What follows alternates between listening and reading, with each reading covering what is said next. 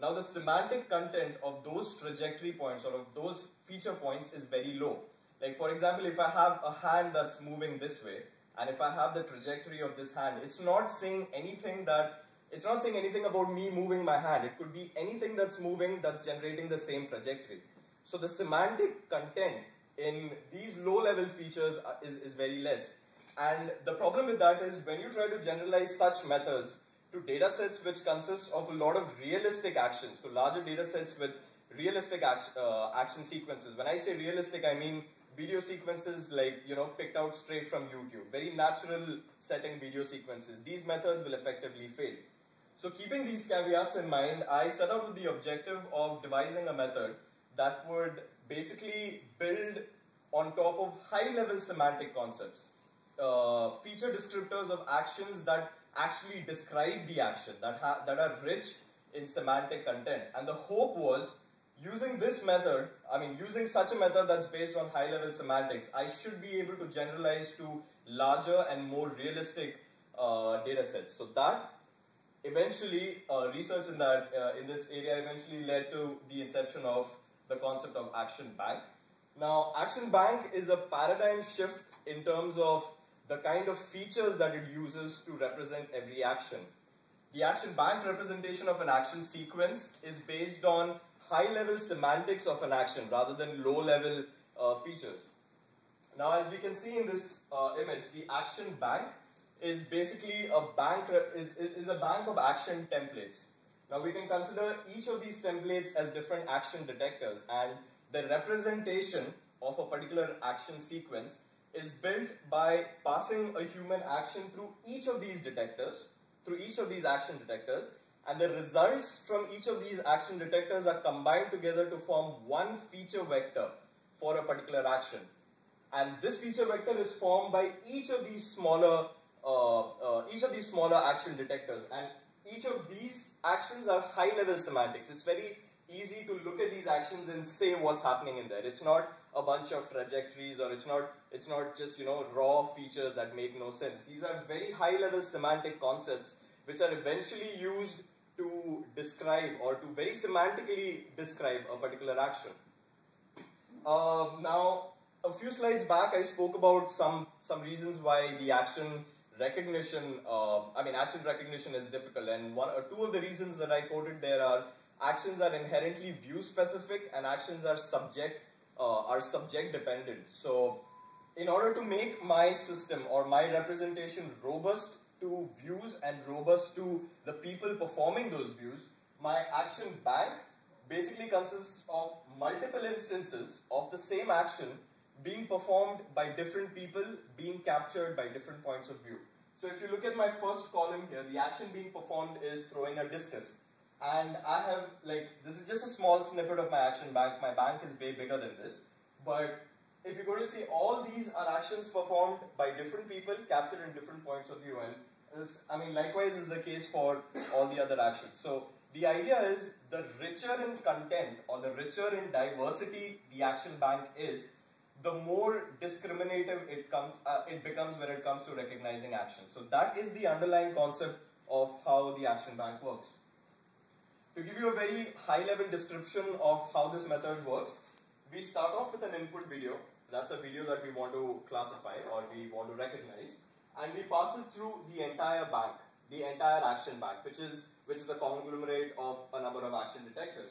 And the results from each of those action detectors results in gives a detection volume, which again we use to pick out relevant values which actually contribute to the action. Now I'll be going through in detail what each of these things mean, but just for a general overview, what's happening here is an input video passed through a multiple number of action detectors. The output for each of those action detectors are used to actually pick out the contributing feature values that are actually contributing to the most to the action. And based on these values, you run a simple classifier like a linear SVM to perform recognition of sorts. So one question. Yeah. So when you do, so the input is a video. Do you have any constraint on the video? Should be one person or multiple person? Actually, no. There are no constraints on the video because we have classified action classes from UCF 50 which involve parades of people walking around. So the bank of the action bank is actually feature representations, right? This is like, these are just the action detectors. Now what I do is when I have a particular action of interest, I pass the action of each of these action detectors, I pass my action of interest through each of these detectors. Now the output of these detectors is a simple correlation volume. It just shows you how much is your input video similar to, let's say, this action. So each action is actually, you have a semantic label, right? Yes. So yeah, this is pretty much how this method works at high level. Let me go into the intrinsic details for this method. So yeah, there are basically 4 processes involved in the entire action bank based classification. First, every action is passed through a sequence of activity detectors. Once that is done, the results of those activity detectors actually give you correlation volumes from which you pick out a number of relevant contributing features, which we call as the max pooling method. And finally, these values which are pooled out, they are concatenated together to form features to describe that action. So now let's look at what these action detectors are. When I spoke about the action bank, I said it's a conglomerate of a number of action detectors. Let's see what these action detectors are. So action detectors in this context has been implemented by means of this paper that came out 2 years back. It's called as action spotting.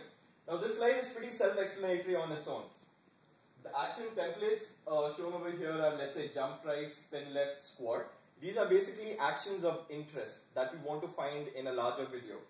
And this is my query video. So this is a large video where I want to find every instance of a person jumping right, a person spinning left, and a person squatting. Now the squares that you see formed around this woman in this video, they are not manually done, they are machine generated. These actions have been spotted based on these templates that have been given to the action spotting algorithm. So this is what action spotting looks in a very high level. Like if you would like to see a programmatic flow of not a programmatic flow of control, just a flow of control. This is what it looks like. You have 2 input. When I talk about input videos, I am referring to the query video. That's the action of interest that I'm trying to find, and the search video. Search video is the larger video in which I want to find those actions. Now, each of these stages I'll be explaining in a lot of detail, but just to give you an overview of what's happening here, both the template and the search video, they are decomposed into constituent energy representations. I will explain this in future slides, but just for now, they are broken down into constituent energy representations. And once this representation, once we achieve this representation, we use it to match, to perform template matching. What template matching means is basically you're going to look for every instance of occurrence of the template video in the search video. That's pretty much how I can summarize this method. Now let's go into detail. Before I go ahead with any other slides, I need to just mention this small concept called spatiotemporal orientations. Now, we all are aware of the concept of direction. So if anything moves from one place to another, the vector that shows you the direction, direction is simply a quantity that shows you in which way the object is moving. Now, an orientation is basically a direction in 3 dimensions.